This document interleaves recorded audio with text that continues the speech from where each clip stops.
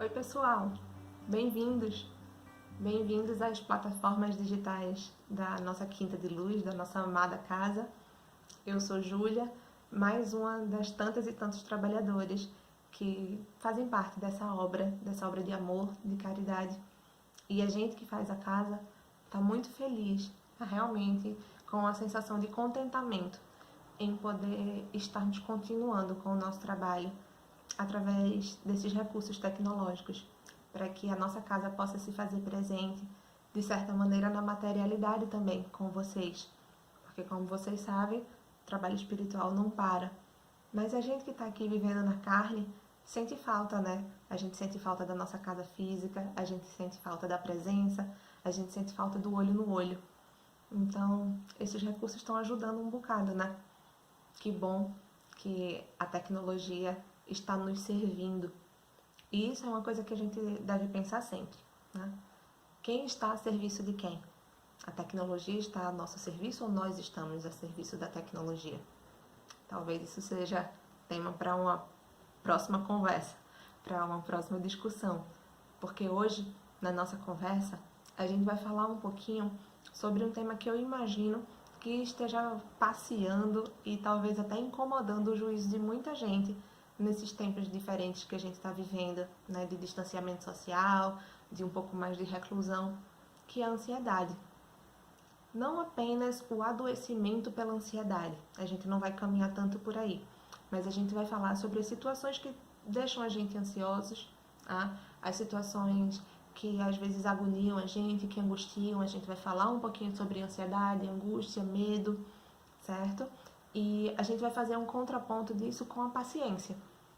Então, vamos entender um pouco como é que isso mobiliza a nossa emoção e como é que a espiritualidade pode nos amparar, pode nos ajudar.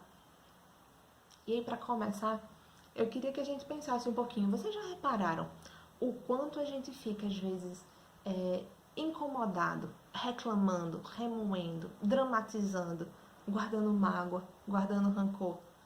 E a gente vai ficando pesado. E a gente vai sendo contaminado por isso. E a nossa vida parece que não sai do canto. E aí, de repente, a gente começa, feito loucos, a corrermos atrás da felicidade. É como se a gente vivesse numa fantasia de que o objetivo da vida é encontrar a felicidade. E aí a gente trabalha muito, e aí a gente despreza coisas que, no fundo, a gente sabe que são importantes pra gente. E a gente vai atropelando a vida. E a gente vai perdendo a chance de olhar para as coisas que são belas, para as coisas que nos alegram, para as coisas que nos tranquilizam. Com isso, a gente vai ficando com um sentimento crescente de angústia. Esse mundo oferece pra gente inúmeras possibilidades. E quanto mais possibilidades a gente tem, mais probabilidades de sentir angústia. Com isso, eu não quero dizer a vocês que seria bom que a gente não tivesse a opção de refletir. Porque, afinal de contas, a gente já conversou até em um outro vídeo que talvez a beleza maior da doutrina espírita seja oferecer pra gente a condição de refletir sempre e de questionar sempre. E a partir desses questionamentos, talvez nesse momento em que a gente está tendo um tempo para ficar mais sereno em casa, que a gente está tendo um tempo para parar um pouquinho e olhar para nós mesmos, a gente possa refletir sobre qual é o caminho que eu estou conduzindo a minha vida. Qual é o destino que eu quero para a minha vida? Qual é o desfecho que eu quero para a minha história? A ansiedade leva a gente, às vezes, a meter os pés pelas mãos, a colocar o carro na frente dos bois, ou seja lá qual ditado popular a gente escolha usar. Mas ela rouba da gente, muitas vezes, a chance de sermos autênticos. É claro que aí eu estou falando de uma ansiedade num nível de adoecimento psíquico, né? Porque um mínimo de ansiedade é até positivo. Um mínimo de ansiedade mobiliza a gente a buscar alguma coisa, mobiliza a gente a ter ambição, uma ambição positiva, de querer se melhorar, de querer construir algo para nós, para nossa família. O que a gente tem que ter cuidado é para que a gente não entre no funcionamento de ficarmos paralisados por essa ansiedade. E aí? Como é que você está agora? Agora que fomos lançados nessa experiência tão nova de precisarmos nos reinventar.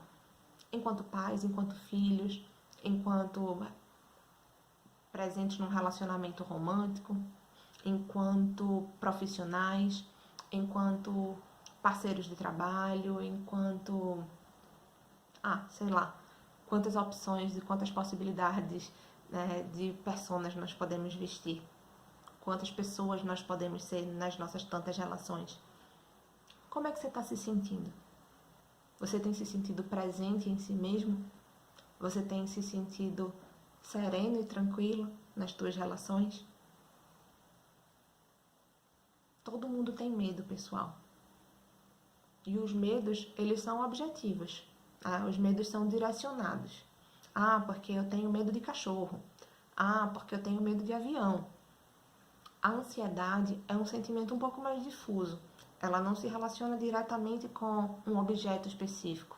Ela pode ter gatilhos específicos, mas normalmente ela mobiliza o ser como um todo. E aí tem gente que faz os mais diversos sintomas. Tem gente que fica com enxaqueca.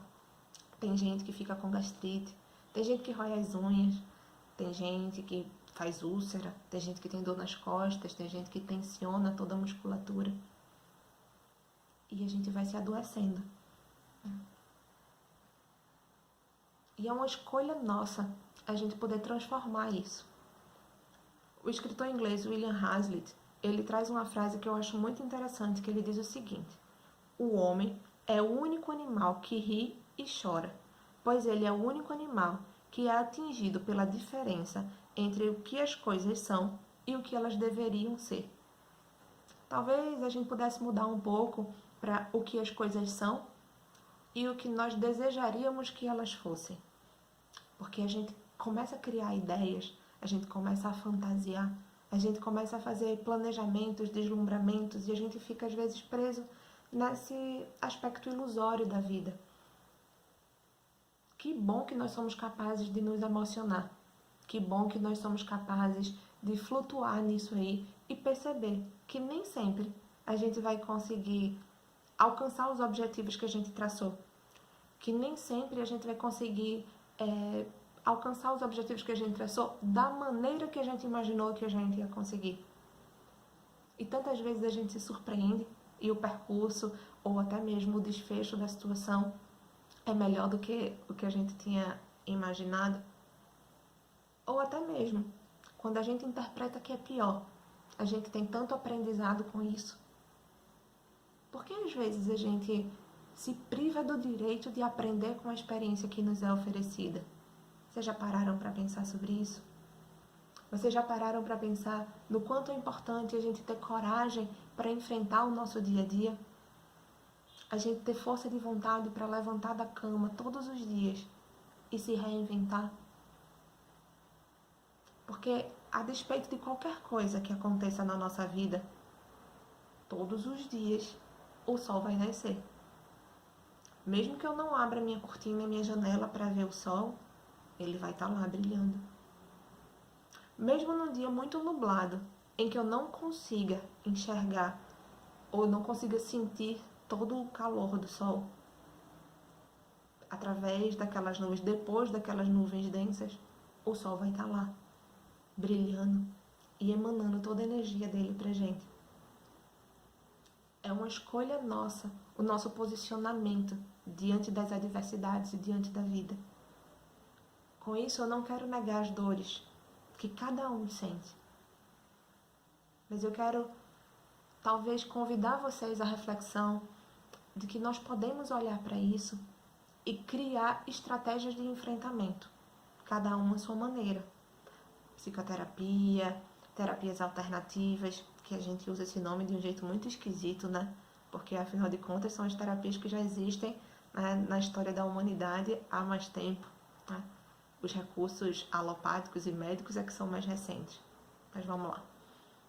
Ou caminhos da espiritualidade, exercício físico. Cada um encontra seus recursos.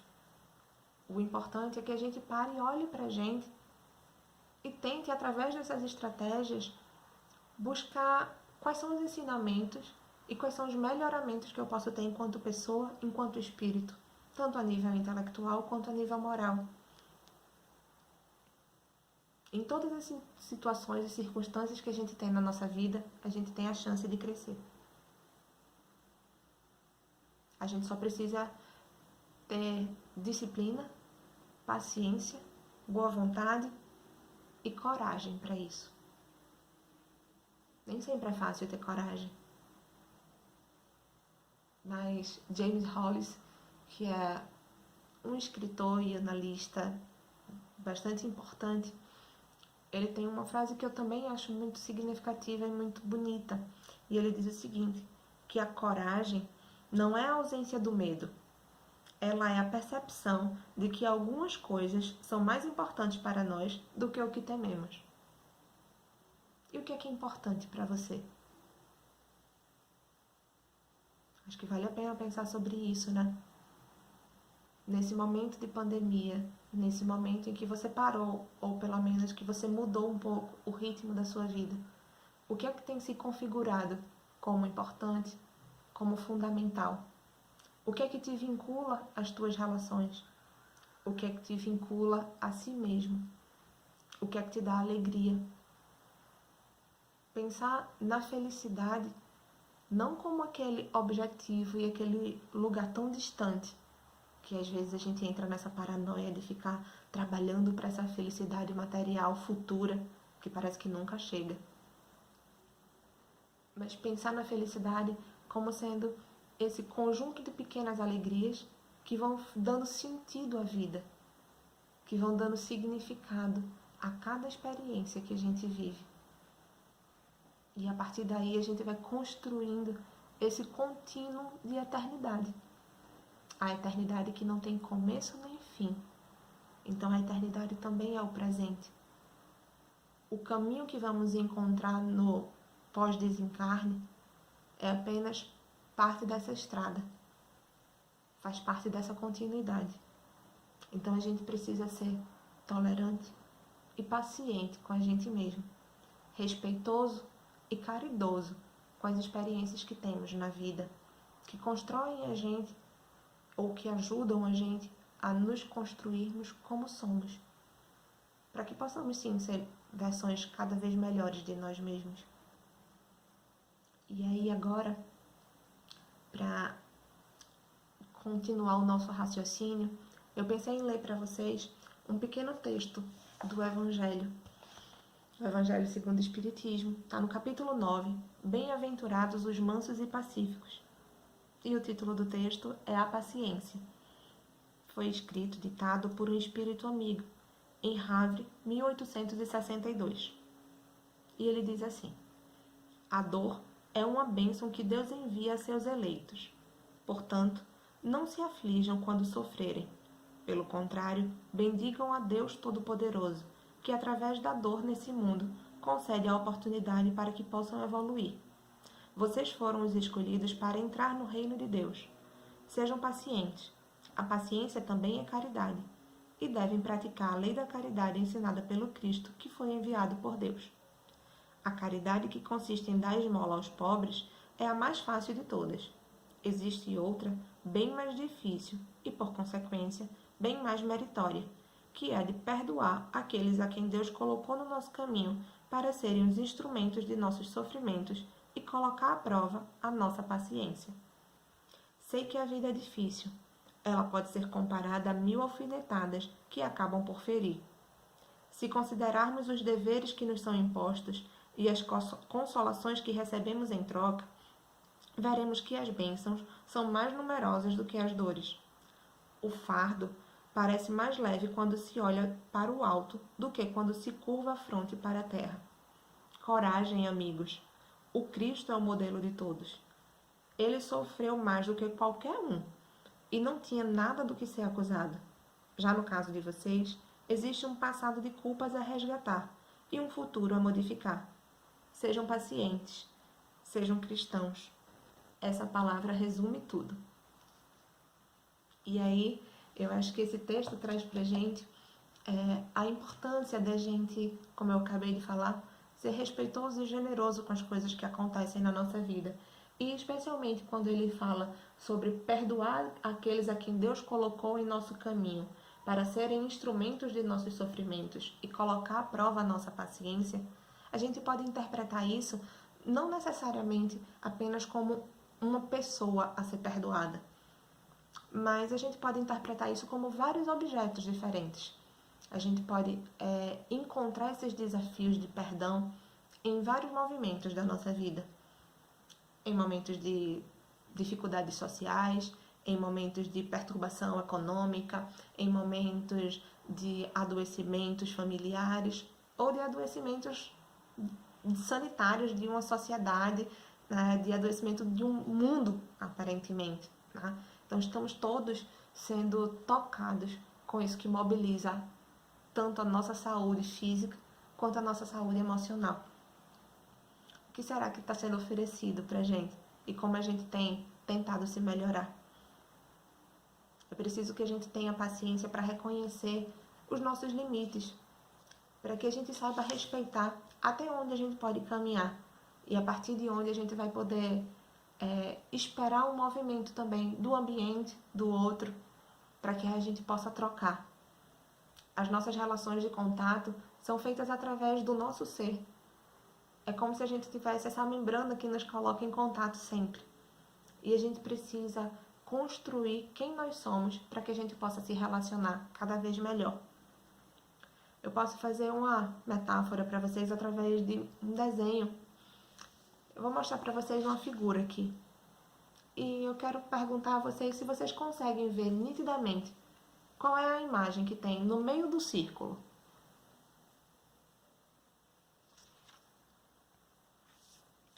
Imagino eu que algumas pessoas tenham conseguido observar bem. Mas agora eu vou fazer uma coisa bem rapidinha aqui, para que vocês possam entender um pouco o que eu quero dizer. E agora? Quem consegue ver? A partir do momento que eu coloquei o contorno, todo mundo consegue enxergar a flor, né? A partir do momento que a gente limita algo, a partir do momento que a gente define uma superfície, que a gente define um limite até onde eu posso ir, a gente começa a entender como é que eu me construo, como é que eu me defino e em que momento eu quero estar em relação com isso que está ao meu redor. Ou pelo menos como eu quero estar em relação com isso que está ao meu redor. Sejamos pacientes. Pacientes com as nossas estruturas, pacientes com as estruturas dos outros que estão ao nosso redor, pacientes com as organizações sociais, pacientes com as organizações internas de cada um. A nós não é dado o direito de julgar. A gente não precisa aceitar ninguém. A gente não precisa definir o que eu permito ou o que eu não permito que o outro faça. A gente precisa respeitar o nosso limite e respeitar o limite do outro. A gente precisa deixar claro nas nossas relações até onde eu desejo ir, até onde eu posso ir. A partir daqui não é mais legal para mim. E aí Santo Agostinho também traz uma coisa muito legal que está descrita no Livro dos Espíritos, na pergunta 919A, está no capítulo 12 da terceira parte, a perfeição moral. E que ele diz assim: portanto, para se melhorar, né, para melhorar a si mesmo, faça a si mesmo perguntas claras e precisas, e não tenha medo em multiplicá-las. Pode-se muito bem reservar alguns minutos do seu dia para conquistar a felicidade eterna. Então, quantas perguntas foram feitas agora nessa nossa conversa? Questionem-se, pessoal. Não tenham medo do medo. Não tenham medo da ansiedade. Muito pelo contrário, não deixem a ansiedade paralisar vocês. Sejam pacientes com ela. Respeitem a ansiedade, que é mobilizadora de energia positiva dentro de vocês. E busquem sempre conversar com essa ansiedade, porque a vida é esse movimento. E a partir desse movimento, a gente vai conduzindo esse fluxo de energia para os caminhos que a gente quer, para os caminhos que constroem a nossa felicidade.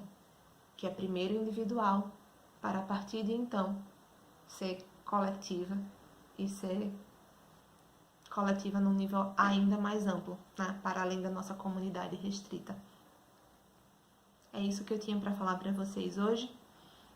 Espero que cada um possa continuar se cuidando na sua casa, que aos pouquinhos a gente vá retomando na medida do que for saudável e seguindo todas as orientações que sejam oferecidas a nós de acordo com os recursos que temos, que a gente vá retomando nossas atividades paulatinamente dentro dos limites de cada um, dos limites sociais, e que a gente continue se cuidando. Estamos sempre aqui disponíveis para ajudá-los no que tiver ao nosso alcance. Então, vamos seguindo. Fiquem com Deus e até a próxima.